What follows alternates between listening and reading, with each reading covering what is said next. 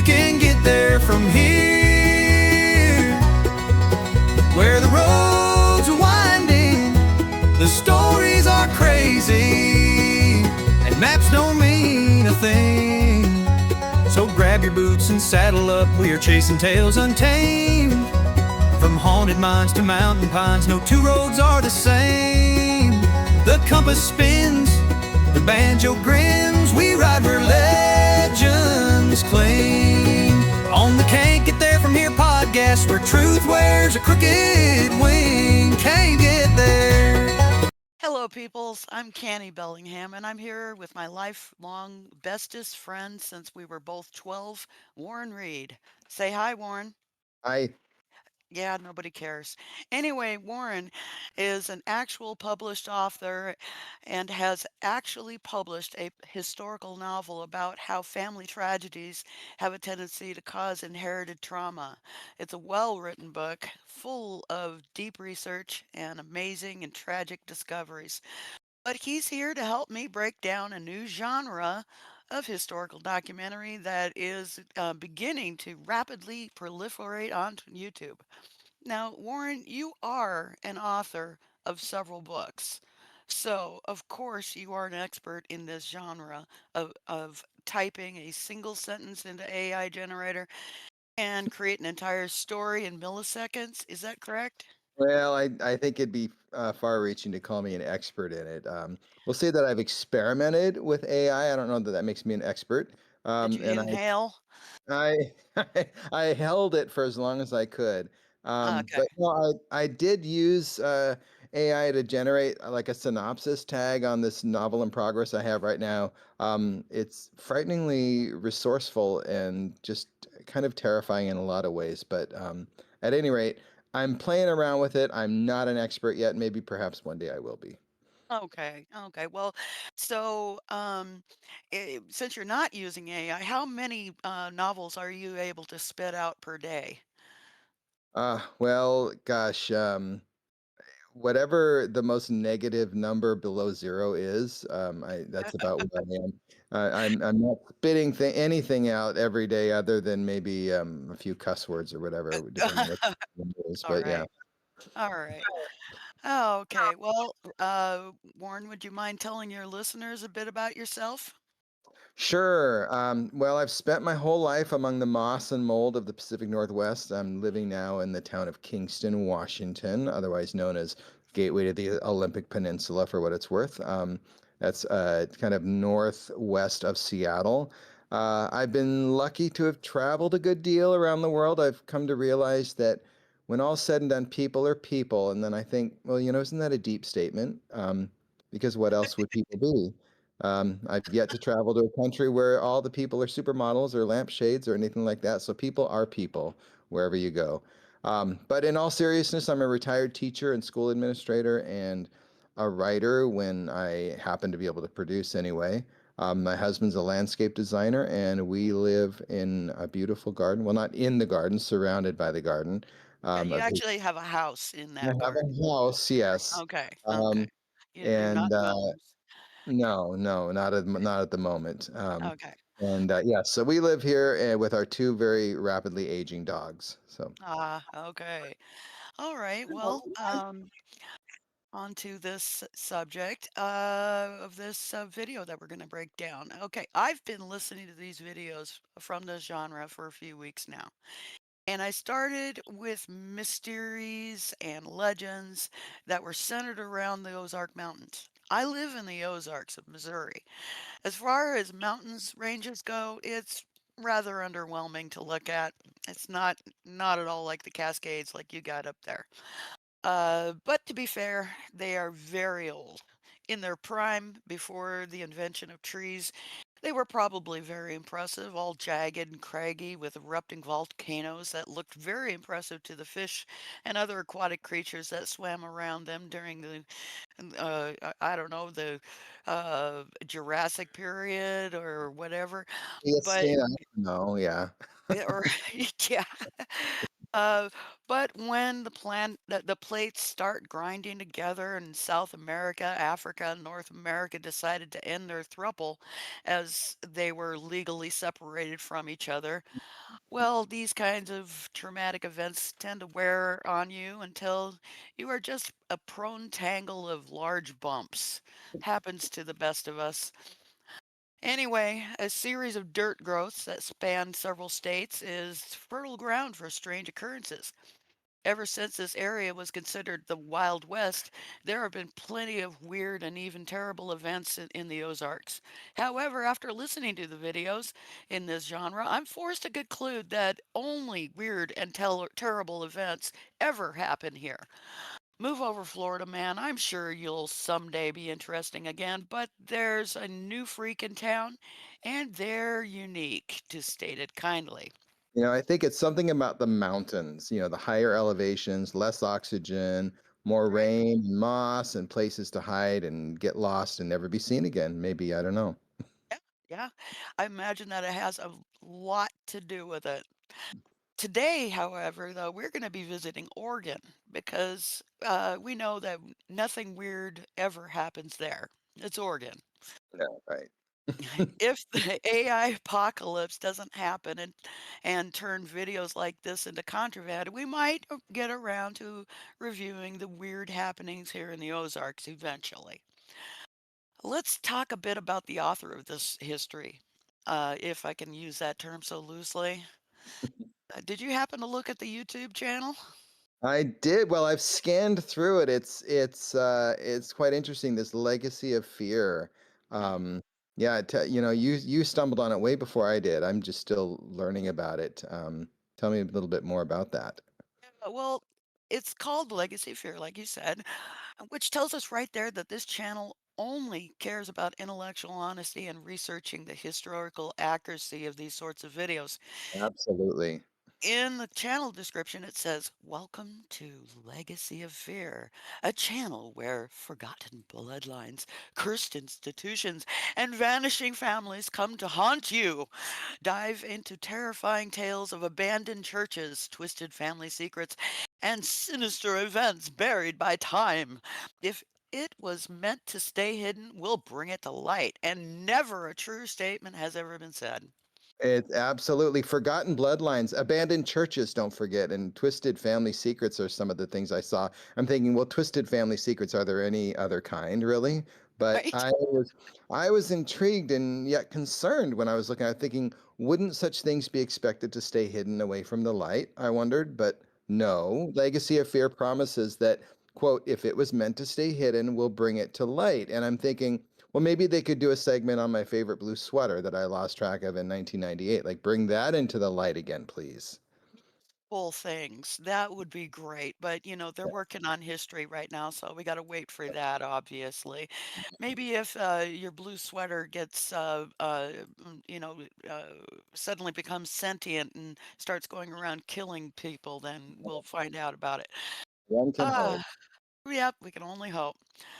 Okay, authors of historical fiction such as James Michener need to be dethroned and shamed for their lack of industry. Mhm. Stephen King might have just about as much published content as this channel, but at the rate it's going, Legacy of Fear might surpass him.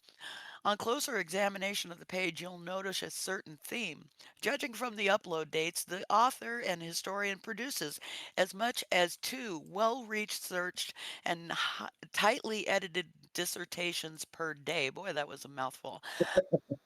That's an impressive output, in my opinion. Scanning the titles, you see a pattern that the author has somehow uncovered an interstate network of perverts and predators with an occasional witch thrown in for variety. Well, and this shows how naive I am because the first thing I did is I start Googling the names and content to try to find further documentation of this particular story we're going to talk about, or any photos like what did these inbred kids really look like? And it's more or less an exercise in futility. Apparently, the material was so determined to stay hidden and not brought to light that the investigators at Legacy of Fear have managed to unearth and then rebury any and all of the primary documents. It's almost like they could share office space with the DOJ or the FBI. Probably But confuse you still, with like exactly.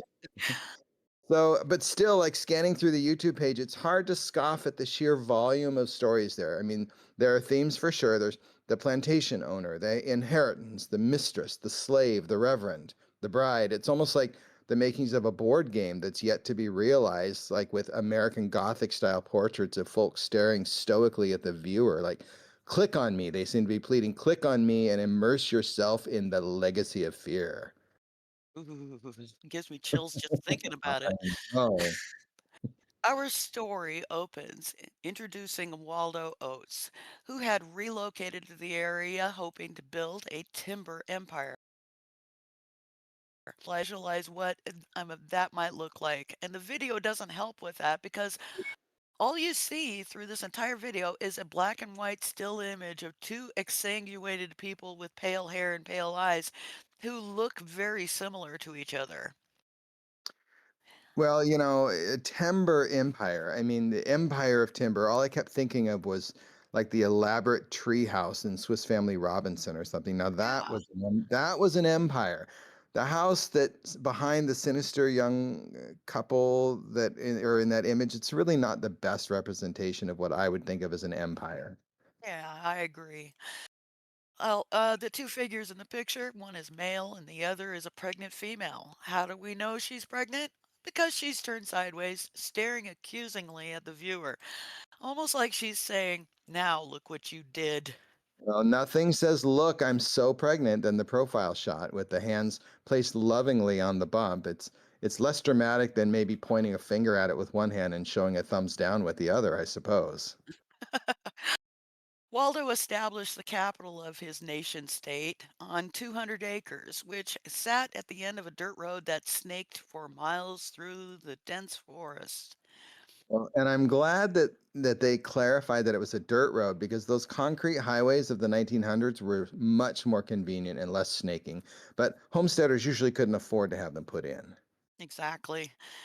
Now, in the Edwardian era, when this story takes place, weren't all homesteads like this? And by the way, that's the only specificity this story will give you. I've always heard that settlers like this were part of a tightly knit community. However, they seem more like an unraveling sweater to me in most cases. Tightly knit. I would suggest something more like tightly wound. Yeah, I agree. But Waldo was, after all, deliberately trying to isolate himself and his wife as far from potential help should problems occur. And wouldn't you know it, his wife up and dies after giving birth to two cast members from the Children of the Corn. That bitch. That Selfish. inconsiderate whore abandoned him to have to care for two circus freaks. I know she doesn't know what bullet she dodged with them, but I'd venture to say, though, that the wife took the easy way out, particularly after seeing the spawn that crawled from her. I can picture the two of them having uttered not even a peep, much less cried, held to her bosom for nourishment while looking only at one another. After you. No, after you, please, I insist, after you. And the twins didn't waste any time manifesting their strangeness. They often finished each other's sentences. Can you imagine finishing each other's sentences? Differences, I know. You know, that thing that rude people do out of obsessive competitiveness?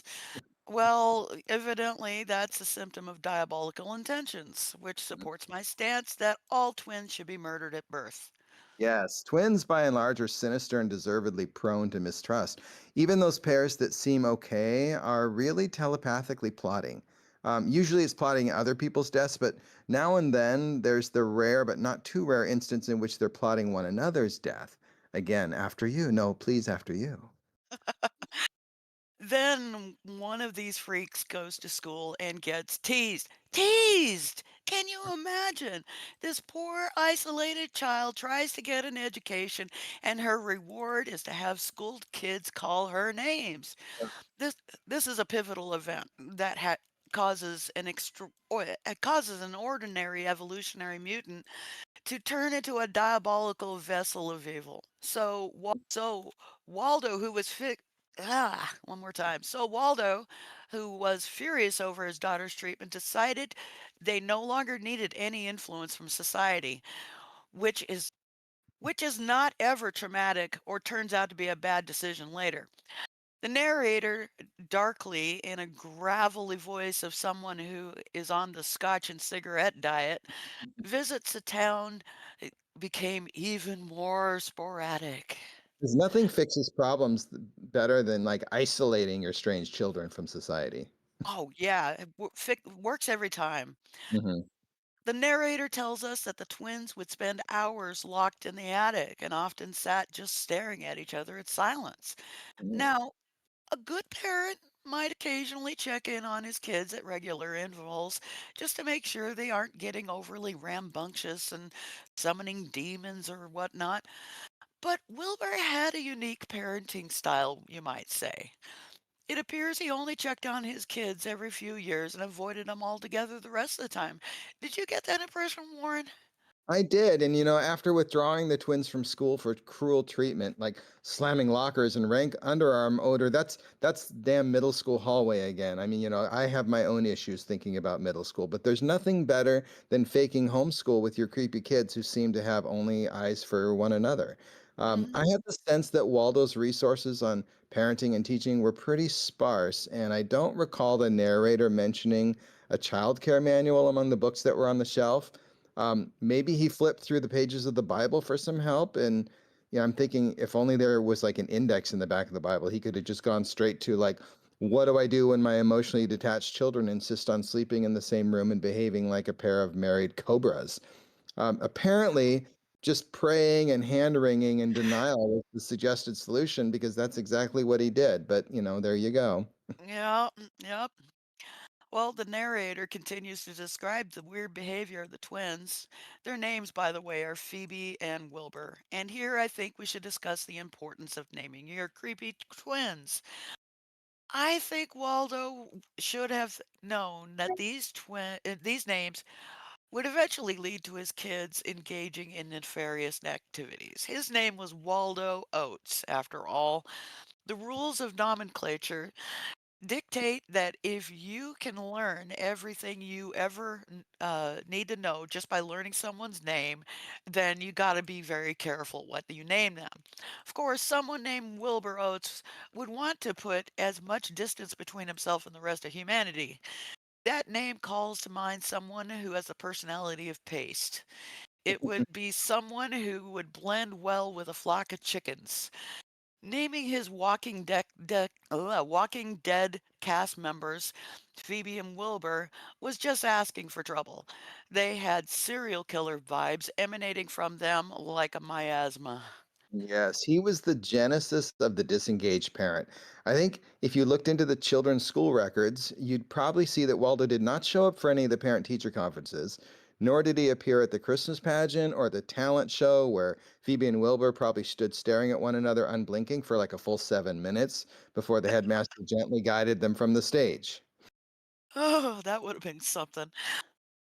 At minute 3 of the video, the writer turns the creepy factor up to 10.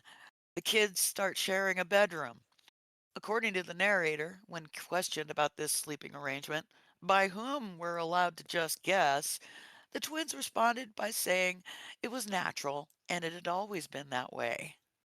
And I would like to point out that the narrator reminds us no less than a half dozen times that the twins never showed remorse and never felt like they did anything wrong. So, lest you think they did not. Right. Now, Warren, you had three sons. You have three sons, I should say. They haven't gone anywhere as far as being sons, I guess. If a couple of them started regularly sleeping in bed with each other, would you just shake your head and try not to think about it? I think if they were like age 2 and 5, I might just kind of shrug my shoulders. I think by the time they got to like 15 or 17, I might have some real discomfort with it. But I wouldn't just have the furrowed brow of concern like Susan Collins. I would actually probably do something about it. Yeah, I'm thinking you would.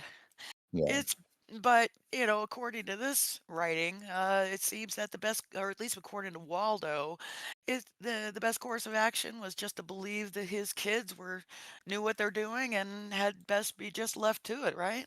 Yeah, that always works usually, especially with rambunctious boys growing up in rural Pacific Northwest. Just, know that they know what's right and just let them do whatever they want. Yeah, yeah, absolutely, all the time. But Waldo is just a simple religious man who decided that something was wrong. Wow.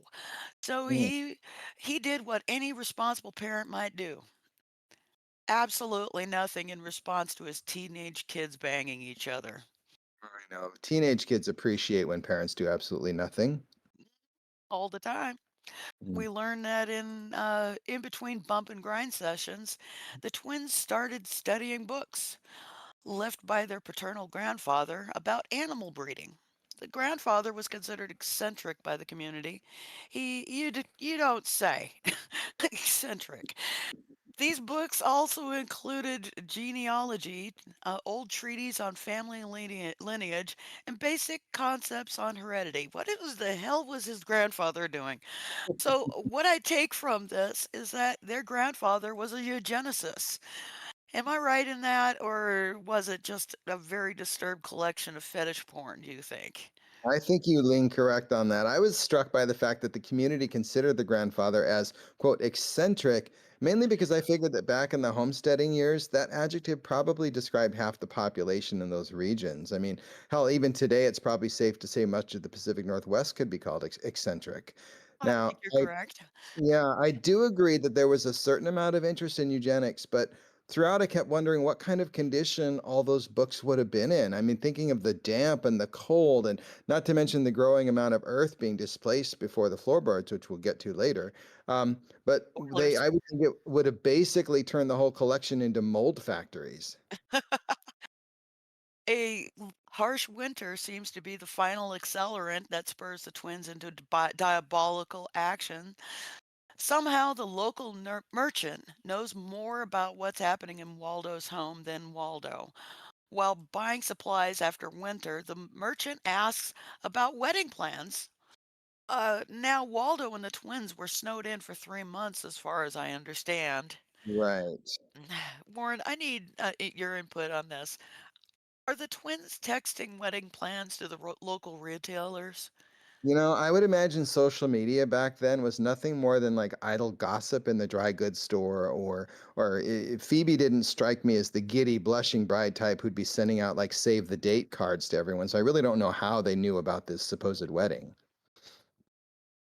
And if Waldo was buying supplies for spring, why is he shopping at the fabric store? Right? Did you get that? That was an odd thing. Yeah, I don't know a lot of about spring planning or homesteading in general, but I'm almost sure it doesn't involve much tailoring. But Right. but then we learn that Phoebe somehow visited town a few weeks earlier with while her father was still snowed in, it seems, to order white fabric. What kind of otherworldly powers did she had to translocate from staring at her creepy brother in the attic to go to town and back? Right. So, first of all, I don't think that Phoebe really had earned the right to wear white at this particular wedding. True. But somehow the twins are sneaking off into town, or at least Phoebe was, traveling that long snake-like, dirt road, no less. So, yeah, that's an interesting development. A unpassable road that because of all the snow. Right. And then spending all this money that comes from somewhere. Exactly. These kids don't have any sort of chores or work of any kind. What are they using for money? Maybe Right. I'm just too critical of the author's story crafting, but it just seems that these questions should have some answers, Right. Plot holes so big you could drive through them, or, right? or, or take a horse and buggy through them, I guess, in this case. However, the author seems to hear my protests and realizes these holes exist and decides to briefly fill them in with a half hearted explanation about the twins visiting town while Waldo was working at the sawmill. It just sort of glosses over the whole impassable roads and all of that. So we're just told to just don't worry about it.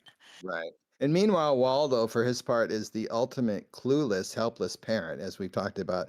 And I wondered, like, what his workmates or employees had to say about him at the sawmill.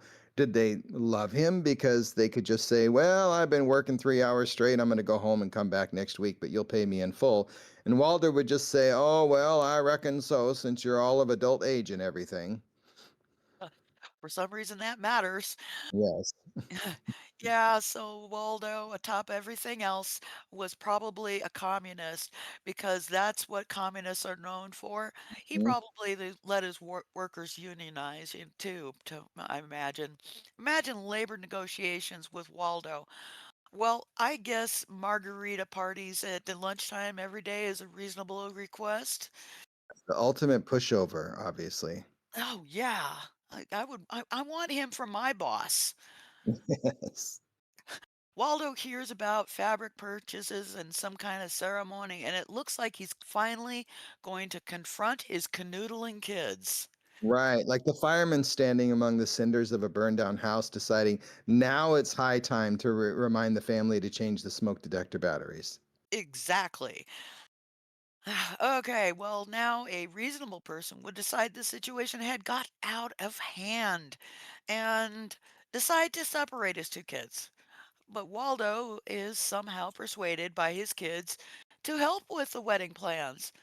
Oh, he exploded with indignation over his kids' plans initially, but was unable to give any counter argument when told that the kids were of legal age and the sole inheritors of Waldo's timber empire, whatever that was, and Right. that somehow made them immune to being kicked out of Waldo's house. That's how the law works, isn't it, Warren? Like calling dibs, right? Right, I think it's automatic, and you have to basically put up with everything with your kids because they're going to get what you leave them no matter what. Now, the law was sure a crazy thing back then. One minute they're looking the other way, and the next minute it's, quote, due process, shoe flosses, whatever. Maybe Waldo was taking solace in the idea that someone would finally be making an honest woman out of Phoebe, since there were no suitors coming by to woo her. The brother, I guess, would have to do. Yeah, yeah, but I mean, the whole thing about trying to isolate the kids away from everyone, yeah, I guess that was the normal consequence. Yeah, sure. That's what he gets. Yeah, and then we've learned from the narrator, marriages that happen on private property are difficult to contest, Hmm. especially when all involved are adults. As if this is an ironclad conclusion impervious to challenge. Right, yeah. What else can happen on private property that are difficult to contest? It just it boggles the mind to even imagine it. Yeah, but having private property means you Mm. get to do anything you want there.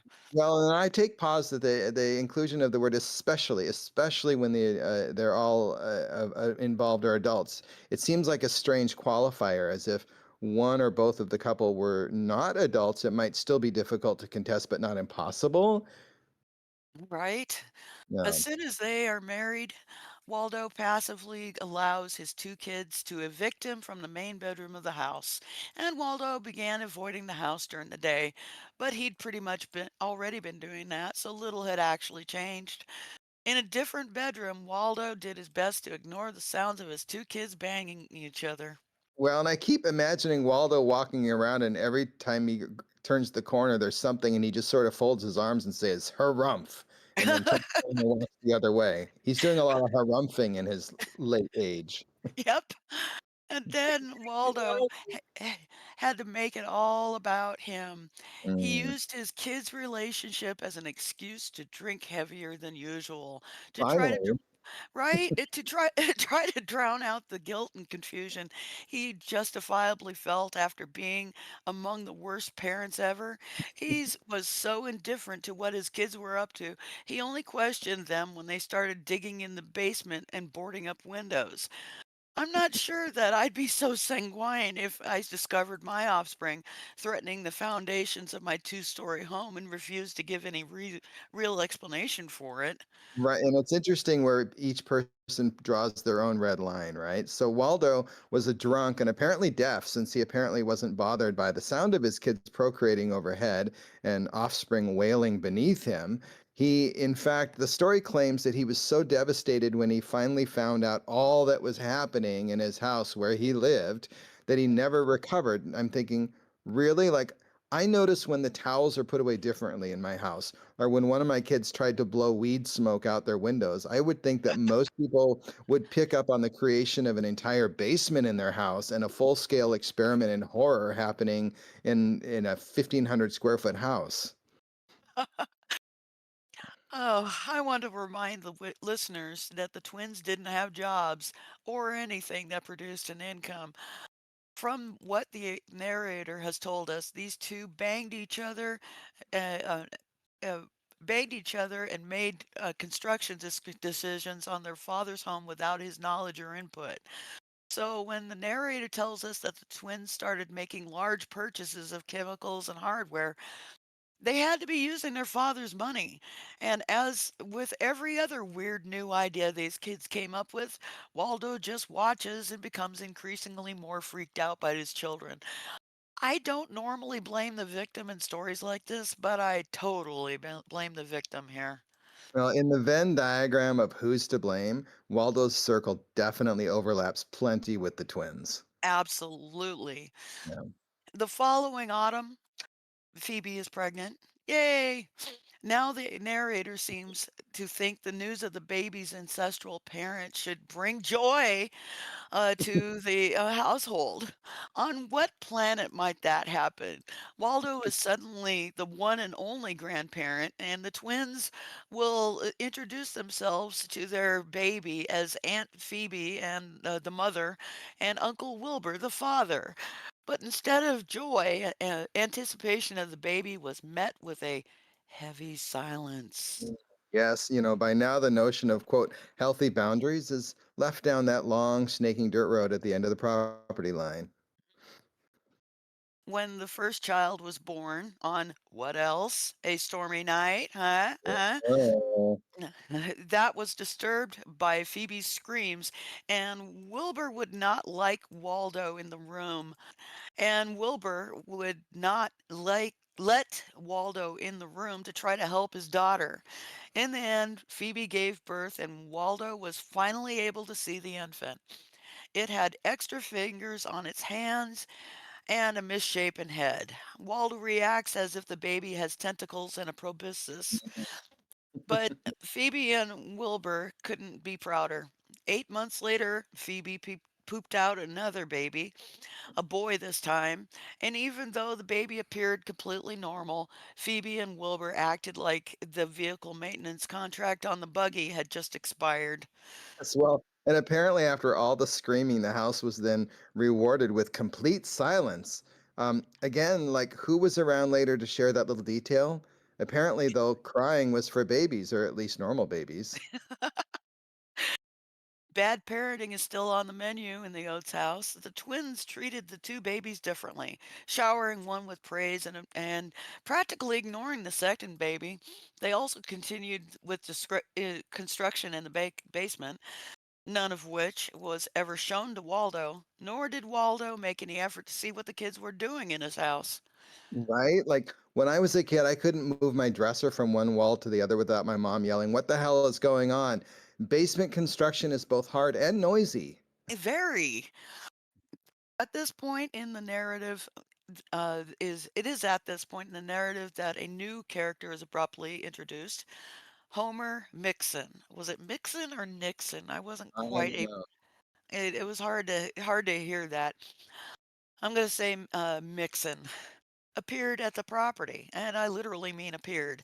Homer, we learn, was an experienced hunter, but he sounds more like a creepy stalker to me. He's clearly the Gladys Kravitz of Crater Lake. Yes. Homer, the narrator tells us, must have been watching this house constantly because he noticed smoke from the chimneys at 3 a.m. Why was he watching the house at 3 a.m.? Well, I think You some fires are burning in stoves up into 3 a.m. in homestead times, but oh well. Yeah, yeah, our home is wood heated, and Uh, trust me, if the in the dead of winter and it does that we don't have smoke coming out of the chimney at 3 a.m., I'm getting out of bed and rebuilding the fire. Anyway, but I'm having trouble understanding exactly what mystery he had supposedly noticed about the Oates house. So right. far, there has been no mention of any building changes to the house that might be observed from outside the home. I'm forced to conclude that Homer was just a neighborhood pervert and only told people he was a skilled hunter.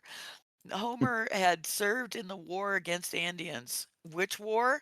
Oh, the one and only war against Indians, so that it didn't need to be given a proper name to separate it from the hundreds of other wars where European settlers massacred tribes whose land was being systemically stolen from them. Right. Yeah, Yeah. that war. Right. Well, and you do a wonderful job of encapsulating the problem with Homer, and I agree. Again, he's a poorly drawn character. He's all action and no foundation. And what is he doing? Why is he doing it? Again, it's like he's the Gladys Kravitz. Like I said before, there's an awful lot of narrative detail of what he eventually sees and does and smells and hears in the house that for someone who, and I don't want to be a spoiler here, but vanishes later. Who did he tell all this information to? Did he keep a meticulous journal? Did I miss that? Yeah, I'm beginning to think that the narrator was in on all of this, Mm. and I'm thinking that he was, an active participant in it, and this is his way of trying to exonerate himself of guilt by blaming everyone else around him. But anyway, uh, if he kept a meticulous journal, I probably did miss it because I didn't hear anything about it. Or there's possible that in an updated version of this story, we'll hear about a journal that it discovered at an antique auction in 2015. Oh, one could hope. Yeah, Homer, whom we're just now learning about, knew at least two children had been born. How does he know this? He just intuited it, so leave it alone. Homer has noticed the twins' odd behavior. When? We don't get to know that either. He just does. And then finally, Homer visits the house and notices the boarded up windows, multiple locks on doors, and the evidence of construction in the basement, which means Homer is 10 times more aware than Waldo, who actually lived in the house. While exploring the house, which Homer manages to do by the old I need to take a shit ruse, Homer hears a child crying, and the sound seems to be coming from beneath his feet. Instead of trying to find that child, who was in obvious distress somewhere in the basement, Homer returns to the living room where Phoebe and Wilbur act as if nothing had happened. Because nothing had happened, actually. Their guest needed to use the toilet, so the twins sat in the living room waiting for him to return. Homer asked about the crying child, and the twins reacted as guilty as possible. They became Well, and about this, I just want to say, given the whole timeline and the whole like living in the wilds of Oregon, it would be very, very unlikely that the Oats would have indoor plumbing. So it might have true. looked rather odd if he says, I need to take a shit, and then he just walked down the hallway. Later on, they go in their bedroom and find a big shit on the bed. Oops. Visitation faux Well, after he asks about the crying baby, the twins become unreasonably angry and insisted that it was just the wind causing the house to make strange noises, all the while staring at him with venomous hatred. Homer's incredible intellectual acumen told him that something was fundamentally wrong. In the following weeks, Homer asked discreet questions of the townsfolk about the twins. The main concern seems to be that the townsfolk were rather put out because none of them had seen the children. They don't seem to take issue at all with the fact that the twins are married to each other and producing offspring. That little tidbit just is just eccentricity that they're known for. But not displaying your newborn children in town, that's just crazy. It's almost like they could have had outstanding bets riding on those kids. Like, hey, total finger count, wall-eyed, gills. The scoreboard in the local barbershop is probably getting pretty dusty, and they needed to address that. Right. Homer found out about the purchases of lime construction materials, it's about time, and several lengths of rope. And the fact that the twins bought these things as if scoring smack in an alley. Yeah, I'll take those 2x4s, enough rope to hang an elephant, and all the flesh dissolving quicklime you can spare. Right here, I need to bring up the fact that nowhere in this narration do we hear about anyone who might work at the sawmill with Waldo. Right. But from what we've been told so far, only three adults and two children live on the 100-acre timber empire. But Homer, the stalker, notices several figures moving around on the lawn outside the house early in the morning. Who are they? Where'd they come from? Where any of these Waldo or the twins? Right. We don't know, nor will this ever be explained or referred to. Homer, the stalker, becomes suspicious and determined. Of what? And determined to do what? Well, the obvious thing is to carry out a breaking and entering and to find out what was really happening. To review, Homer has seen chimney smoke, heard a crying baby, and that's it. He collected rumors from the twins' purchases, none of which falls that far out of line of the kind of materials any homestead might need, but he decided that instead of just asking direct questions or involving local law enforcement, he needs to sneak into the house of the creepy couple who had recently looked at him with murder in their eyes. Abner, there's something really queer happening at the Oates place. Phoebe birthed another mutant by this time. This one even more deformed than the first one, we're told. Uh, were we given names of these babies? I don't remember if so. But if this at this point the narrator explains that Phoebe and Wilbur decide to call the first one the special one, the second baby was called the failure, the third was called the improved one. What do you think of these names, Warren? Waldo found that the names deeply disturbing, but again, doesn't do anything about it. Parent of the year, Waldo is. Yes. Well, first, again, I think the list of things that Waldo finds deeply disturbing or concerning about his kids. Again, I hate to drag this comparison up, but it's like the Homestead version of Susan Collins about all his kids suddenly are beginning to reach like ridiculous levels of concern. And second, I find that the names are rather uninspired and inappropriate. I mean, why use the name the special one on your very first kid? I mean, you don't know what's coming up with the next one. I mean, what if the number 2 or 3 is even more special? Do you call it like the specialer one? The specialer, number two specialer one. Homer reappears in the narrative, visiting the Oates house early in the morning, but this time he did not knock on the front door. He breaks into a basement window and that the twins had neglected to cover. Oh, those sloppy twins. And we are promised at this point that what Homer saw that night would change everything. But he was not able to ever tell anyone about it. This is a problem, isn't it? I mean, with the story construction? It's more haphazard than the basement construction I think that's going on. Yes. We are told what Homer was thinking, that he was questioning his sanity, and when we hear descriptions of what he discovered in the basement, Homer watched as Phoebe and Wilbur fed and watered the contents of several cages.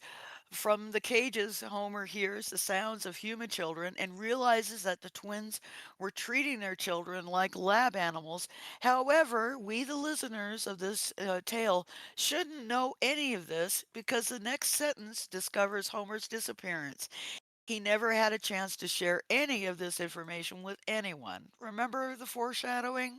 Right. If it was honest storytelling, it would just be This guy Homer might have seen something that would change everything he might not have. I don't know. The dude disappeared.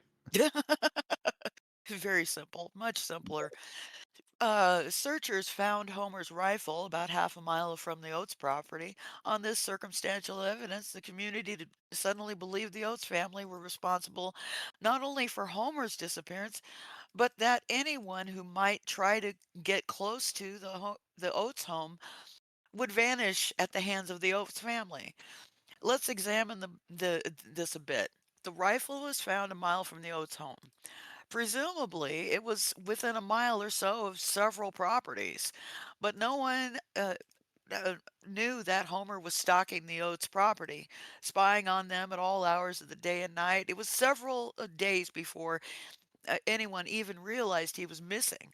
The connection between Homer, the stalker, and the Oates family has never been established but to anyone at any point. So by that logic, the fender bender that happened at the intersection a half mile from my house was probably my fault then because, I live nearby. I hope you got their insurance information. Well, yeah. Up to now, most of the story happens within the confines of the Oates property, inside the main house, as it's called. Other than the sawmill, we are told that no other structures on the property, so the main house could realistically be called the house, right? Well, right. And apparently, since they don't have an outhouse outside, unless that's considered the auxiliary house, I don't know. However, however, after the disappearance of Homer the stalker, the community believed that the Oates family dealt with intruders lethally. Would you agree with me that such a conclusion was grounded in next to nothing? I don't know that that really was established, but it's quite a leap. Is this a community of paranoid schizophrenics? What am I saying? It's Oregon. Of course, it's a community of paranoid schizophrenics. It is an Olympic caliber long jump to get there, but by all means, don't send a sheriff or anyone to do a wellness check. Oh, God, no. In the spring of 1906, Phoebe spawned another abomination that appeared physically normal. Hmm. But but there was something disturbing about its behavior. According to Waldo, how does the narrator know this? We are about to learn that the narrator has telepathy that can discern the thoughts and impressions of people 150 or so years ago. The child rarely cried, rarely moved, and had an empty look that didn't seem to focus on anything. Hmm. What did Waldo expect? The boy was a newborn. These behaviors sound very typical of every newborn I've encountered, but apparently Waldo sees a sinister light in those developing newborn eyes. Rarely cried, rarely moved, and had an empty look that didn't seem to focus on anything. It sounds like most of the students in a typical ninth grade algebra class. Right here, we are told to subscribe to the channel and find out what Homer really saw that night. Wait, what? Isn't Homer dead by this time? We are led to assume so. Did you catch that, Warren? Well, and I kept waiting for them to tell me what they already said that he saw was not what he really saw. That's almost a tongue twister. That Yeah, what they already said he saw was not what he really saw. Like what Homer really saw that night was a collection of scary dolls that Phoebe had created from pumpkins and straw. Like what did he really see? here the story becomes repetitive. More construction, more creepy, secretive behavior, and again, it's got to all be about Waldo. Imagine this. Waldo's kids are in an incestuous relationship, producing children that they don't treat very well, but ignore all of that because Waldo is now having bad dreams. Poor Hmm, baby. poor baby. Waldo's health was deteriorating. He's losing weight, had tremors in his hands, and he was having difficulty concentrating at the sawmill. Against the background of the situation he was in, this seems like minor concerns. Yeah, I know my grandchildren are being mistreated, but have you seen my hands? I mean, look at them. Well, trembling hands and difficulty concentrating, and let's not forget a drinking problem. While at the sawmill, this story could have taken an even more macabre turn. Consider yourself lucky, Waldo. Right. For the first time, we hear that Waldo has workers that he occasionally hires, and we hear about their concerns. They see Waldo always looking over his shoulder as if expecting to see something terrible. Well, he works at a sawmill, for Mhm. crying out loud. He's probably looking over his shoulder so he's not clobbered by a log being loaded onto the bandsaw. Well, they'd probably prefer working with the oat's offspring anyway, since they rarely cry, rarely move, and have an empty look that doesn't seem to focus on anything. Sounds like employee of the month to me. Phoebe is pregnant again with her fifth child, and finally, she and Wilbur seem to question their life choices. Waldo notices them always whispering to each other and writing in notebooks they always kept hidden. From whom? Not from Waldo, obviously, because he sees his kids writing in them. Right. Did at any point Waldo ever casually walk over to them and just read over their shoulder? I would have. But no, we are talking about bad parent of the year here, and he just did what he always did. Nothing. Well, and judging from everything up to now, they could have just left the notebooks out in the open since Waldo doesn't seem to absorb any of the crazy shit happening right under his own nose. It's true. Okay, this might be my favorite spot in the entire story. It has to do with the narrator, or more accurately, the AI voice that is voicing this legend. You, the listener, need to understand that occasionally punctuation is very confusing to AI. The sentence we hear is made trips to town to buy mysterious supplies. Doctor Benson. The abbreviated word for doctor is treated like one word sentence. I don't know. I'm just entertained by the AI and how it often trips over basic English grammar. Well, and I hadn't caught that, and now I'm thinking like, why wasn't it is pronounced doctor, not just Dur, if it's Dr, right? Dur Benson. It was pronounced doctor, but the voice inflection dropped in pitch, and there was an obvious pause that followed, which made it sound like the end of a sentence. Anyway, Dr. Pause Benson began to get reports from people who previously were avoiding the Oates property, like Chernobyl. But now we're inclined to get close enough to learn rather detailed information about what was happening there.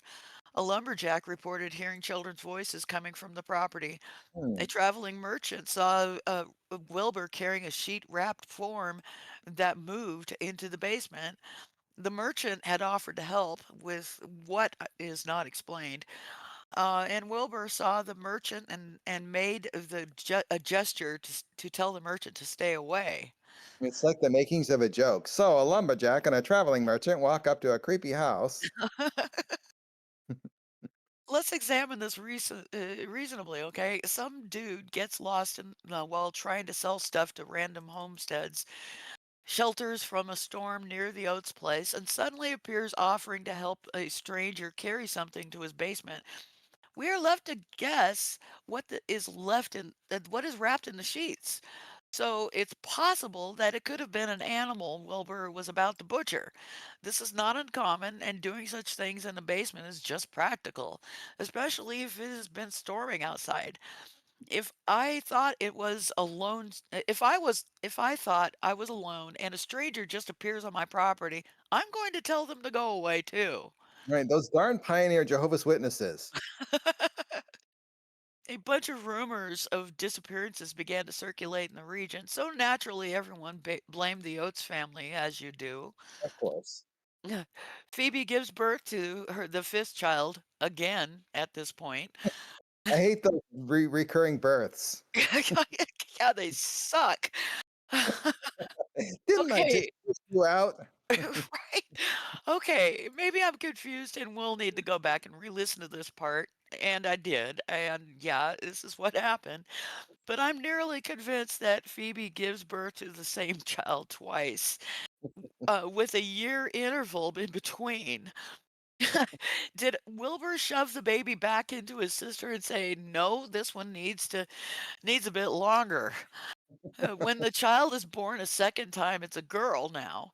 And this is irrefutable evidence that transgenderism occurs naturally. However, when the child had been born a boy the first time, it appeared normal. Now, after marinating for another year in amniotic fluid, it's a girl and more deformed than any of the other children, we're told. I would say that the story went off the rails about here, except by now that story train has sailed from the bridge into the river below and is making its way to the waterfall around the bend. Yes. By now, the twins are territorial in the house, which caused me to imagine them urine marking and rubbing their scent glands against the wall to prevent Waldo from investigating the cries of babies. And growling maybe menacingly every now and then, right? And and suddenly Benson is back. Do you remember Dr. Paz Benson? He notices a discrepancy in births registered in a region. Oh, you think? One baby was born twice. And of course, Dr. Paz Benson concluded from his this discrepancy that the Oats were conducting experiments on their children. This seems a rather an amazing cognitive leap. How about you, Warren? Would you have arrived at the same conclusion, or would you have assumed your records are wrong and you need to correct them? It's like someone who's found himself in the supermarket staring at an empty shelf where the limited edition of on sale mint Oreos are supposed to be, and then you conclude that aliens must have transported all the mint Oreos of the world into their ship. I think it makes perfect sense. Just a huge cognitive leap. Yes. Dr. Paz Benson also discovers that the twins have been studying heredity and human development. He learned that what kinds of books the Oates twins were ordering from the bookstore in the community. A bookstore. In the beginning of this narrative, we are told that there are around 300 individuals who live in the region around Crater Lake. Right, and plus there was no Amazon back then, I think, other than the river, of course. Now, if they went to a bookstore and if they looked in the catalog of all the available books to order, and if they found the exact ones they needed, it would probably take about a year for them to arrive. So then they'd still have to read them. So time-wise, this really isn't adding up, No, it's not. But they have a bookstore. When apparently. settlers move into a remote, rugged area, do they think this is a great place for a bookstore? That's the first place my mind goes to. You think about like, a new frontier town where you have the saloon, you have the trend, what's the clicker, the communicator. You'll have to edit that out. What's the, uh, it's, I'm gone blank in my mind. With a Morse code, what do you call that? Telegraph. Okay. Oh, Edit. Edit. Okay. So they have the saloon, they have the telegraph office, and the bookstore, right? And yeah. to me, it's like the most boring job in the world. Also, I wonder what the literacy rate was in 1900 rural Oregon. Pro- Now the twins are going to Dr. Paz Benson's property and telling him where he could go and what he could do on his own property. What? There is so much missing from this statement. The twins were known to avoid people, but now they're just showing up at other people's property like a pair of fanatical evangelists. Well, they have absolutely had it up to here, apparently. Yes, evidently, because this is the final straw for Dr. Paz Benson. He decided to discover the truth of what is happening at the Oates property, no matter the cost to his personal life. Come on. From the Mm, perspective of anyone in the community, nothing is happening at the Oates property. All of the so called weird happenings are minor at best and easily explainable at most. If any of these paranoid busybodies ever stop to think about it rationally, that is. I mean, today, serial killers will bury their victims in the crawl space beneath their houses, and no one questions the frequent visitations by young, attractive men who only show up and never leave. People in general ignore the neighbors' lives and most often choose to believe that whatever is going on next door is probably fine. These folks in this community are suspicious of the kind of reading materials someone might buy. Yes, even though, and they don't do anything about it though, but they definitely have moral compass that's as steady as a wind vane. I mean, twins marrying one another doesn't cause a ripple, but them reading things, no way. Right?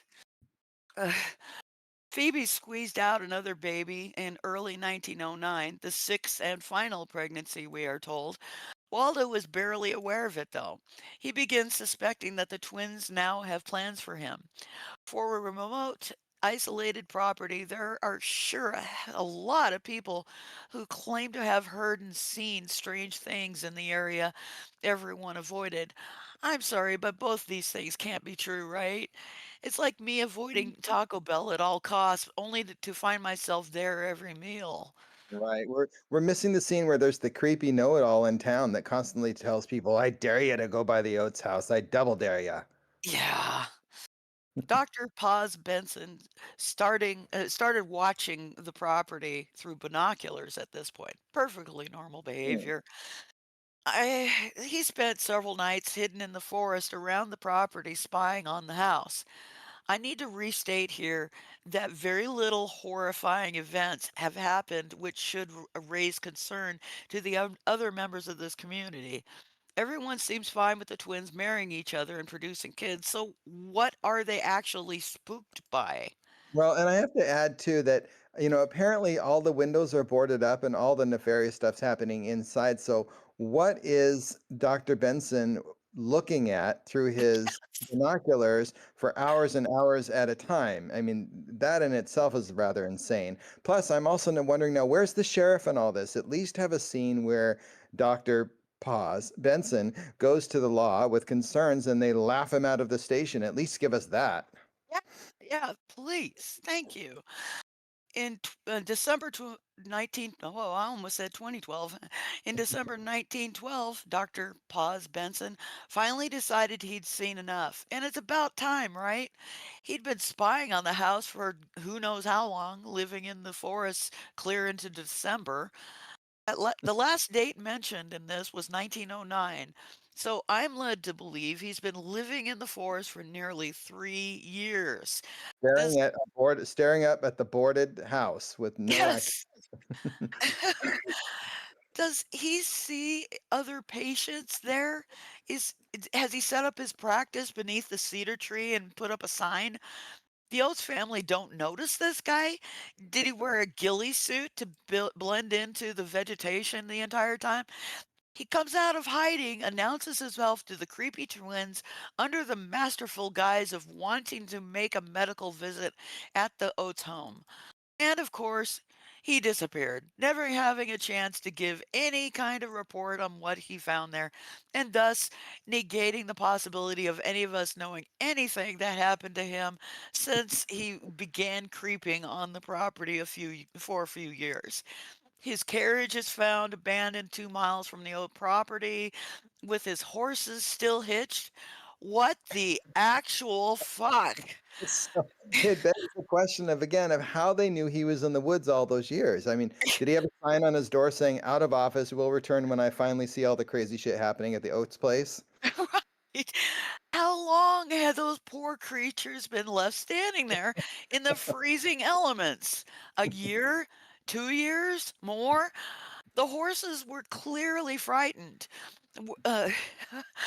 We're told. Well, duh, they'd been abandoned for God knows how long. It's amazing that either of them were still alive. But Right. let's talk about Dr. Paz Benson's medical instruments, shall we? That's what is really important here. They were scattered on the ground, and there was no sign of the doctor. Of course there wasn't. He'd put the sign up under that cedar tree he was living in. Yeah. After the doctor's disappearance, everyone avoided the Oates property again, probably about as much as they'd already been avoiding it, but whatever. Also, we learned that the community has a sheriff now. Mm. Also, this sheriff, a Mr. Pause Tyler Tucker. Okay, I've worn that little thing out. Tyler Tucker had been avoiding the property for 10 years. He's heard all the rumors, watched the disappearances, and bitched out. He must have been related to Waldo, There's the sheriff at last. I like lawmen who avoid all those things that make them feel squicky. right?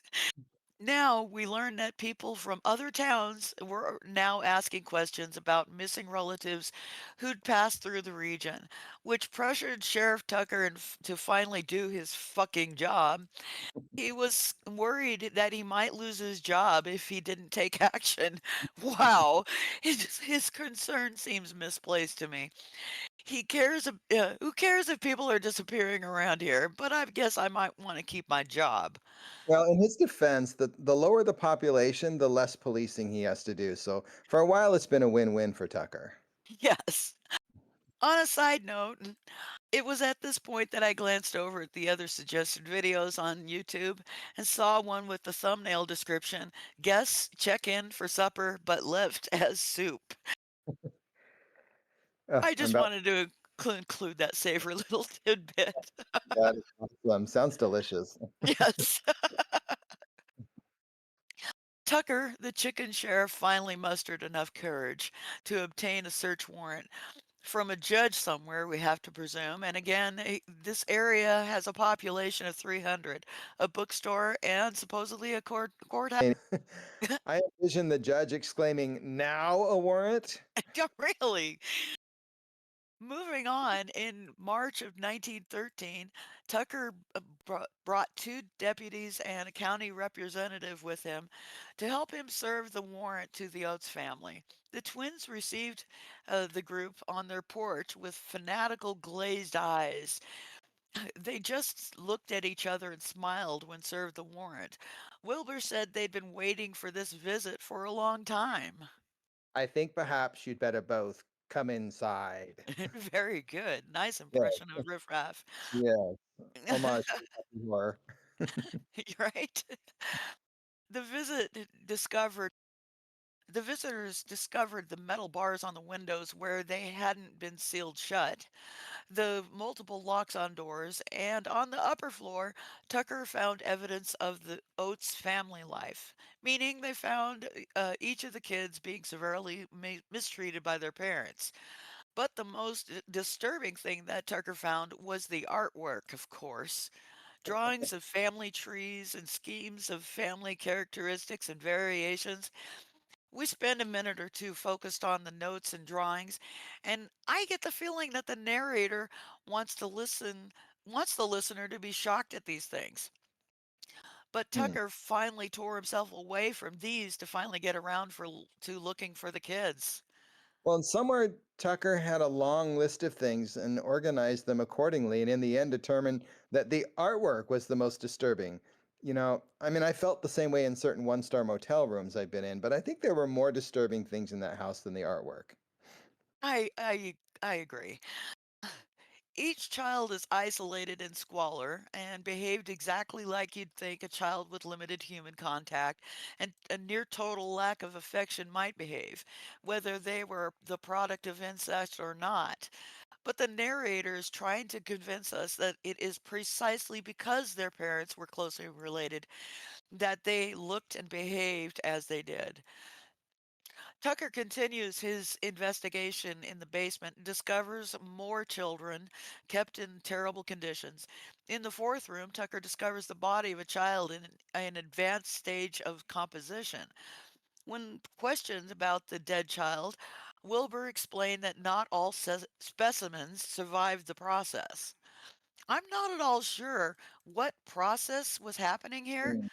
From what I can tell, the process involved having kids and then refusing to take care of them afterwards. Yeah, I was confused by that as well. I mean, does a simple like cause and effect relationship make a process? Tucker, savant that he is, realized that this was not simply the case of severe neglect, but that the parents were conducting observations of their own children. So, it seems to me that they learned this from parenting technique from their own father. Blame Waldo. Exactly. We finally get some evidence that connected the twins to Homer and the doctor, Boz Benson. But alongside the evidence, the twins thought it would be a good idea to include explanations in detailed notes as to why and how the two men were disposed of.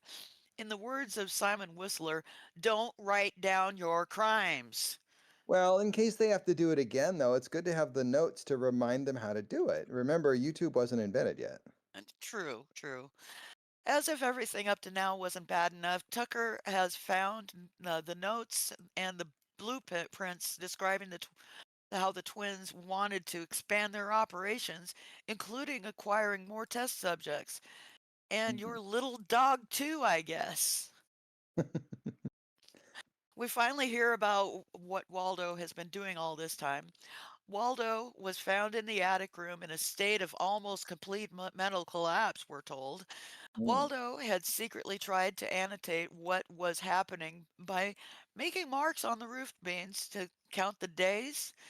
Mm. Okay. His Rather roof passive. Yes, his roof beam notes claimed he'd tried to intervene several times, which we know is a complete lie. Waldo never intervened at any point of this entire story. Instead, the twins had threatened him and eventually confined him, we're told. I Mm. have zero sympathy for this guy. So he's taking all his notes by carving them on a roof beam. I mean, it would take like an hour just to scratch the day's date in there. Yes. The news of the twins' arrest shocked the community. After believing all sorts of thinly supported rumors about the Oats, some of them suddenly refused to believe that when the truth is finally revealed. Kind of reminds me of MAGA, doesn't it? Yeah, they always seemed like normal folks, quiet and kept to themselves, sure kept the lime quarry in business. Now begins a long narrative explaining the twins' reasoning and for how long they'd been planning to do this. It's such an important plot point that narrator decides to tell us this same information twice. Right. So, like the caretakers and the researchers, or whatever, where the kids ended up going after they were quote rescued, they noticed the kids' odd behavior. The children react to certain sounds, they say. And I'm thinking, do the staff just like randomly clap their hands twice and stomp their feet to see what they'll do? And what other random actions did they do? Did they hoot like an owl? Did they sing "I'm a Little Teapot"? I mean, they're obviously scaring the children into reacting certain ways. They say that the kids, quote, don't even respond to their names. And I'm thinking, I don't know that they had names, did they? I mean, other than numbers and cold nicknames, that is, were the doctors yelling out, "Hey, special one! Hey, failure!" But these details are mostly glossed over as we learn about the fate of the twins. Life in prison for both of them. I'm good with that. But Yeah, what yeah. about Waldo, the guy who'd tried nothing and gave up? He was driven insane when he discovered what was happening under his own roof. Discovered?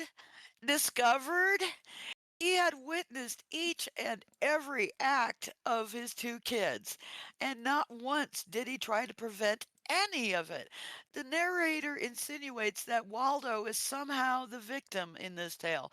But come on, he was the manufacturer of everything that led to this freakish experiment.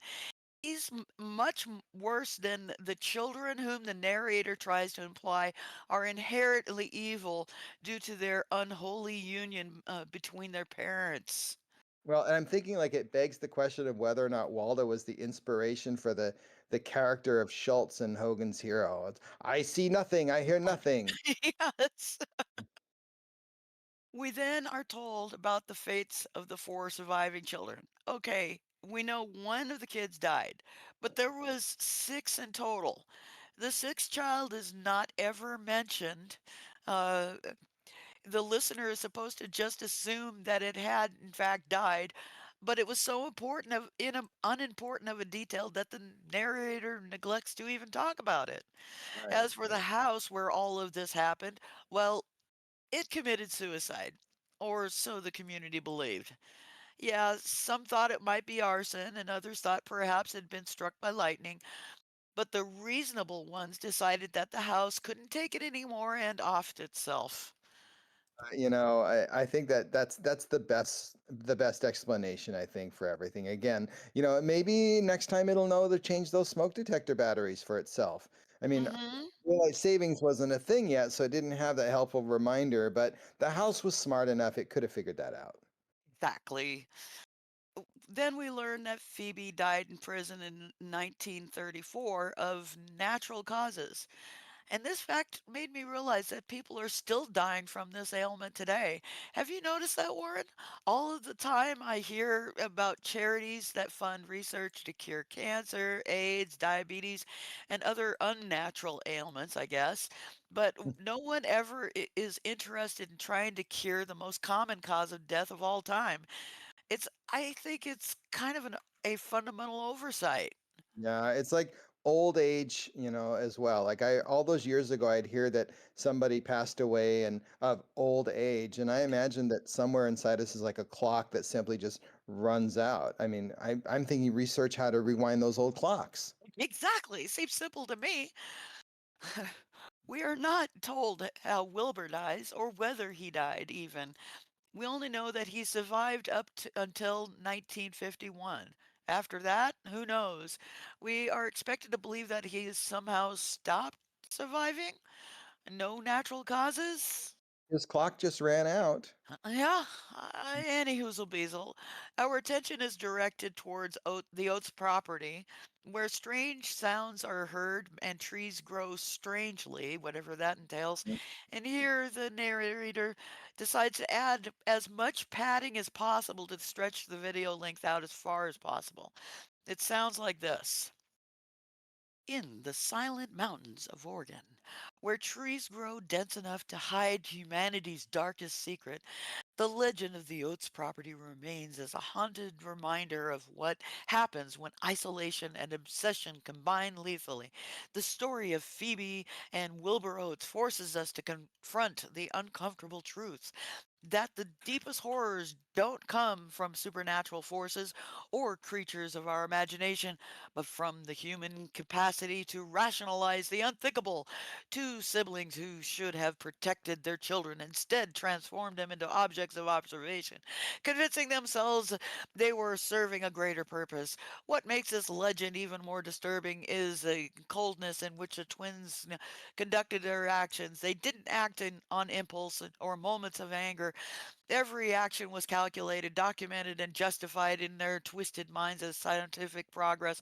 Blah, blah, blah, blah, blah, blah, blah, blah, blah, blah. And the narration continues in this vein for nearly 3 more minutes, Well, rehashing what. Go ahead. oh You got. no. If I interrupted you, I'm thinking like going back to the reminder of what happens when isolation and obsession combine lethally, and I'm thinking weren't isolation and obsession perfume brands popular in the 80s? And I'm thinking, well, it's a good thing I didn't use them both at the same time. It could have been lethal. Oh my God. Now, Warren, what is the moral and message of this story? I'm not saying that every story needs a moral or a message, but being told that I should approach every situation with as much paranoia and irrationality as possible seems to me not physician recommended. Yeah, when in doubt, freak out. Let's say that this narration has been nominated for an award. What award would that be? And what other works of literature might be competing for that award? Well, it's a tough question. The Golden Uvula or the Accidental Accent Award. I would award it to Dr. Doolittle just so I could experience the extra hour it would take to listen to it only from the pause every time they mention his name. Now, the title of this video is The Macabre Case of the Twins Who Married Each Other and Created Their Own Dynasty. Did Phoebe and Wilbur create a dynasty? What they did ended up, what they, well, what they ended up doing was unquestionably nasty, but dynasty? Well, you can't have a dynasty without nasty. And I'm thinking in my head, when I hear this, I'm imagining Joan Collins and Linda Evans and shoulder pads, and I'm thinking, my mind wanders. I'm thinking, what if you recast this entire thing with actors from the show Dynasty? That would be amazing. Oh, I'd watch that in a heartbeat. That would be the best. All right. Well, Warren, I can't thank you enough for doing this with me. It has been absolutely the most fun ever. Question for you, Warren. If our viewers want to hear more from you, how do they go about doing that? Well, first of all, don't just come to my house and show up. I'm not as welcome of visitors as the twins were. But seriously, you can find me on my website, Warren-Reed, READ.com. You can do a search Warren Reed writer. Again, last name spelled READ, and Google will kind of show you a few hits. Oh, good, good. Yeah, and listeners, his books are incredible. He's a fantastic writer, and I consider myself a very, very good writer, although I've never managed to publish yet. But so Yet uh, is the key word. yet is always the operative word in that sentence. But anyway, Warren, thank you very much, and I hope you have a fantastic day.